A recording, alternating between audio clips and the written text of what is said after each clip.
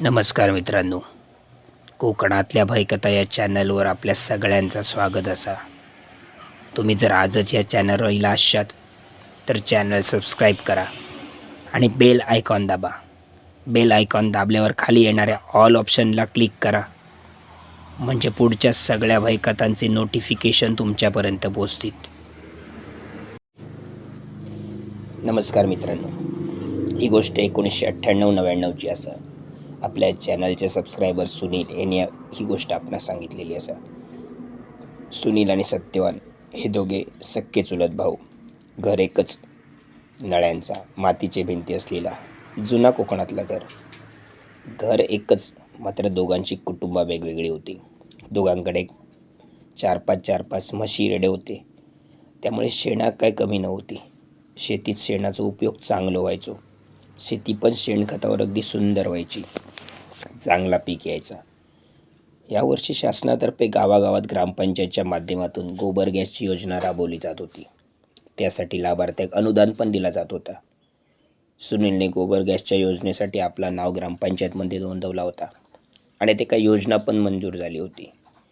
गोबर गॅस बांधकामासाठी लागणारा सर्व साहित्य म्हणजे सिमेंट, वाळू, खडी, विटा सगळा त्याने आणला होता आणि आता कारागिराने गोबर गॅसचं बांधकाम करूक सुरुवात केली होती.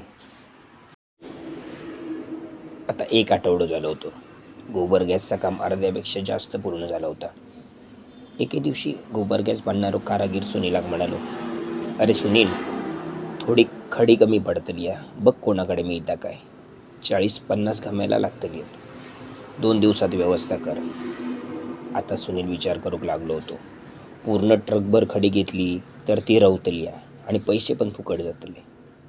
त्याच दिवशी त्यांना बऱ्याच जणांकडे खडी मिळता काय चौकशी केल्या, पण कोणाचकडे खडी मिळत नव्हती. आता खडी कशी मिळवायची याच्या चिंतित होतो. ही गोष्ट त्यानं आपल्या चुलत भावाक म्हणजे सत्यवानाक सांगितल्या. सत्यवान म्हणालो, 40-50 घम्यालाच होईत ना, मिळतली असा एका ठिकाणी, पण रात्रीचा जाऊचा लागतला, रात्रीची आणूची लागतली. सुनील म्हणालो, खय असा? तो म्हणालो, अरे आपल्या गावच्या सीमेवरचा पूल ना, त्या पुलाचा दुरुस्तीचं काम सुरू होतं ना, आता पूर्ण झाला आणि त्या ठिकाणी थोडी खडी शिल्लक रवली. ती आणूया पिशवीत भरून, पण दिवसाची आणूक मिळायची नाही, कारण सार्वजनिक बांधकाम विभागाचे गाडी रस्त्यावर फिरतात, त्यामुळे रात्री उशिरा जाऊया आणि आणूया. सुनील ठीक आहे म्हणालो. त्यांच्याच एका चुलत काकाची त्या काळी बैलगाडी होती. दोघे रात्री 9 वाजता वामन नावाच्या त्या काकांकडे गेले. त्यांना ह्यो सगळो प्रकार त्यांनी समजावून सांगितल्याने. सत्यवान म्हणालो, काका, आपण बैलगाडी घेऊन रात्री 11:30च्या दरम्यान त्या पुलाकडे जाऊया. रात्री उशिरा गेलो म्हणजे कोण बघूच नाही आपणा, आणि रस्त्यावर तसे गाडी पण कमी असतले, आणि एवढ्या रात्री काय सार्वजनिक बांधकाम विभागाची गाडी येत नाही. इतक्यात वामन काका दोघांका म्हणाले, अरे पण ता पूल किती खतरनाक असा माहीत असा तुमका? अरे नाही थैली चाळेगत असा त्या पुलावर. अरे रात्री 8 नंतर कोणाचीच हिंमत होणार नाही त्या ठिकाणी जाऊची, आणि तुम्ही सांगताच रात्री 11:30 वाजता जाऊया म्हणान. बघा बाबा, माका काही या योग्य वाटणार नाही. अरे फुताटकी असा त्या पुलावर, बघा काय तर ठरवा. दोघे घरा गेली. दुसरो दिवस उजाडलो. कारागीर पुन्हा सुनीलाक म्हणालो, अरे उद्या खडी लागतलीच, आजच काय ती खडी याची सोय कर. सुनील होय म्हणालो. आज मात्र रात्री काय करून आपण खडी आणूक रात्री 11:30 वाजता त्या पुलावर जायचा, असा सुनील आणि सत्यवान या दोघांनी ठरवला होता. ते दुपारी वामन काकांकडे गेले आणि म्हणाले, काका, उद्या खडी अर्जंट होईया हो, आपण जाऊया रात्री 11:30 वाजता, काय होईत तर होईत. वामन काका म्हणाले, तुम्ही म्हणतास तर जाऊया. म्हणता म्हणता रात्र झाली. जेवण आटपला. रात्री 11 वाजण्याची वाट तिघेही बघत होते. तसे म्हणता म्हणता रात्रीचे 11:10 झाले. तसे सुनील आणि सत्यवान सिमेंटची 30 रिकामी पिशवी घेऊन वामन काकांकडे पोहोचले. वामन काकांनी गाडी एक बैल जुंपल्यानी, कंदील पेटवल्यानी आणि तो खटारी गाडी गडकवल्यानी, आणि तिघेही त्या खटारी गाडीत बसले. आणि घरापासून 1.5 किलोमीटर अंतरावर असलेल्या त्या खतरनाक पुलाकडे जाऊक निघाले. अमावास्या 2 दिवसावरती होती, त्यामुळे बऱ्यापैकी अंधार होतो. रातकिडे जोरात ओरडत होते. डिसेंबर महिना असल्यामुळे थंडी खूप होती. थंडी एवढी होती की दातावर दात आपटत होते. तिघेही मात्र एकमेकांशी काहीच बोलत नव्हते. तिघांच्याही मनावर नकळत त्या पुलावर असलेल्या भुताटकीचा दडपण आणि भीती स्पष्ट जाणवत होती. पुढच्या 10 मिनिटातच तिघे खटारी गाडी घेऊन त्या पुलाकडे पोचले. काकांनी गाडी थोडी पुढे नेल्याने आणि वळवून आणल्याने आणि खडीच्या ढिगापुढे घराकडे जाण्याच्या दिशेने उभी केल्याने गाडी एक बैल झोंपलेलेच होते. गाडीतली रिकामी सिमेंटची पिशवी घेऊन सुनील आणि सत्यवान गाडीतून खाली उतरले. वामन काका म्हणाले, तुम्ही खडी भरून पिशवी माझ्याकडे देवा, मी गाडी येत लावून घेते. तसे सुनील आणि सत्यवान खडी घमेल्याच्या साह्याने पिशवीत भरूक लागले. रात्रीचे 11:30 वाजल्यामुळे रस्त्यात गाडी खूपच कमी होती. अगदी 15-20 मिनिटांनी एखादी गाडी यायची. आता मात्र तिघांका पुलावर असणाऱ्या त्या भुताटकीपेक्षा एखाद्या सार्वजनिक बांधकाम विभागाची गाडी येत आणि एखादो अधिकारी आपणा खडी भरताना पकडीत, ह्याचीच जास्त भीती वाटत होती. आता जेमतेम 4 पिशवी खडी भरून झाली होती आणि एक विचित्र घटना घडली. अचानक पुलाच्या खालून एका पुरुष माणसाच्या ओरडण्याचा आवाज येलो. तिघाही जागच्या जागी थांबले आणि एकमेकांकडे बघू लागले.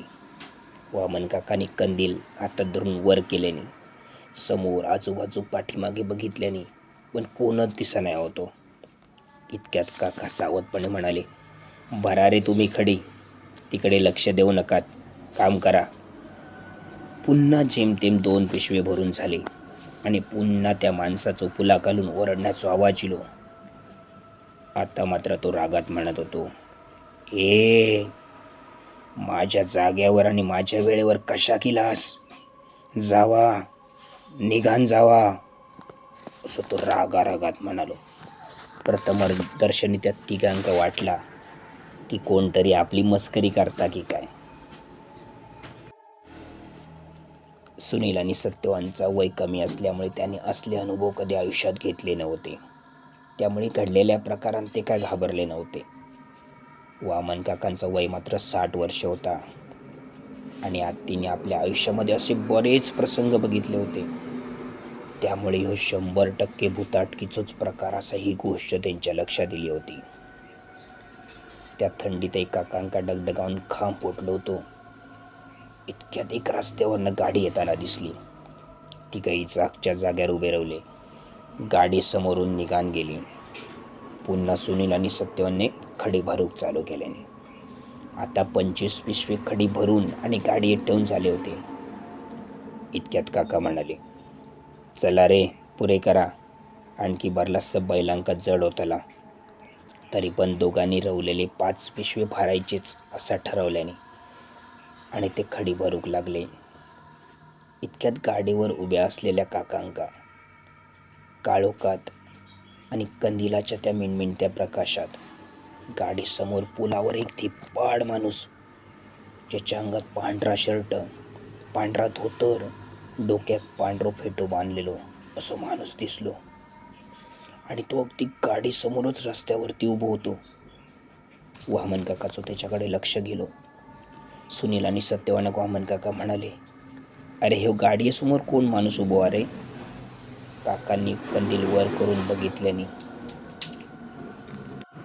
कंदिलाच्या प्रकाशात सुनील आणि सत्यवानक आता मात्र तो समोरचा माणूस स्पष्ट दिसलो.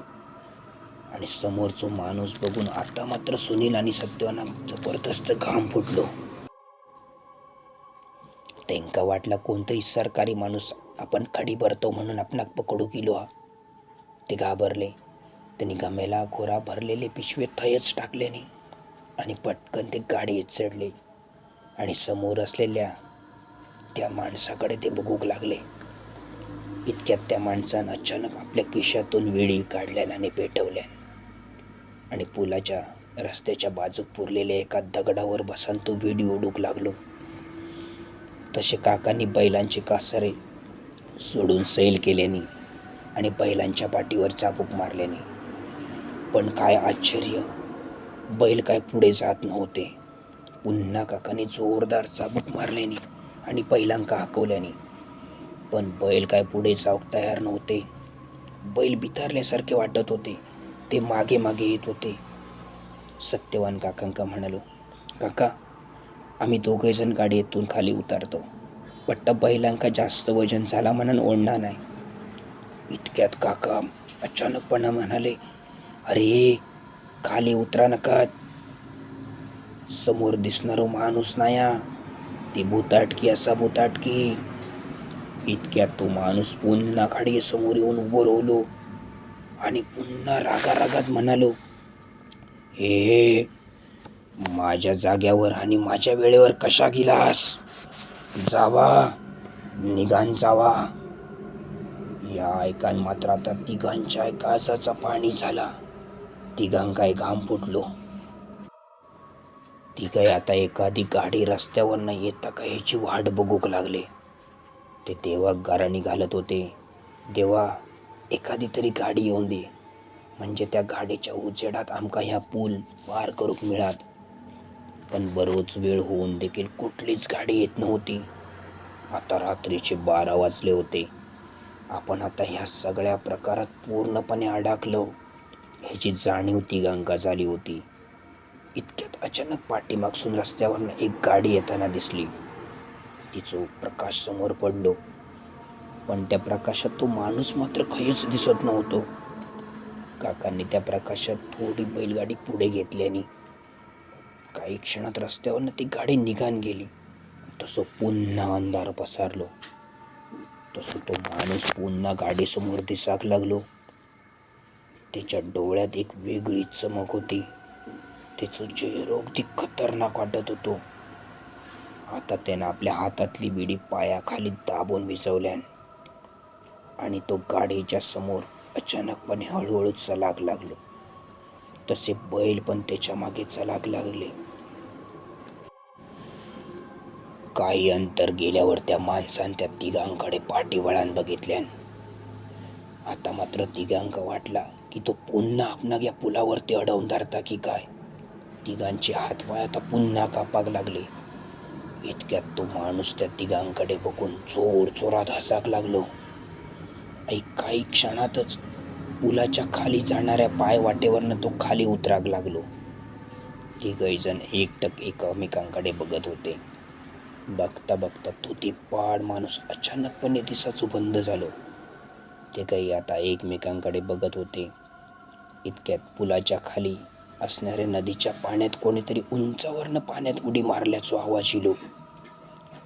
तशी काकांनी गाडी जोरात हाकल्यानी आणि तिघही घाबरलेल्या अवस्थेत 12:30 पावणे 1च्या दरम्यान घराकडे पोचले. सुनील आणि सत्यवान झालेल्या प्रकारानं खूप घाबरले होते, कारण आयुष्यात पहिल्यांदाच असो प्रसंग त्यांनी आपल्या डोळ्यांनी बघितलो होतो.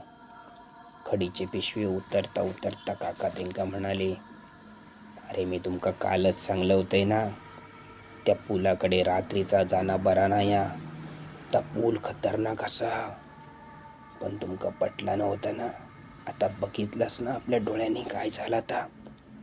अरे हे डोक्यावरचे केस असेच नाही पिकले होत. परत सांगते तुमका, त्या पुलाकडे कधीच रात्री अपरात्री चुकान पण जाऊ नका. सुनील आणि सत्यवान दोघे होय काका म्हणाले आणि गाडीतले खडीचे पिशवे उतरून झाल्यावर तिघही घाबरलेल्या अवस्थेत आपापल्या घरात गेले. मित्रांनो, ही गोष्ट जर तुमका आवडली असात तर जास्तीत जास्त लोकांका शेअर करा, लाईक करा, कमेंट करा. कोकणातल्या भयकथा या चॅनलवर जर तुम्ही आजच इला असाल तर चॅनल सबस्क्राईब करूक मात्र विसरा नका, म्हणजे पुढची एक भयकथा तुमका या चॅनलवरती ऐकाक मिळत. आजपर्यंत मी तुमची या ठिकाणी रजा घेते. धन्यवाद.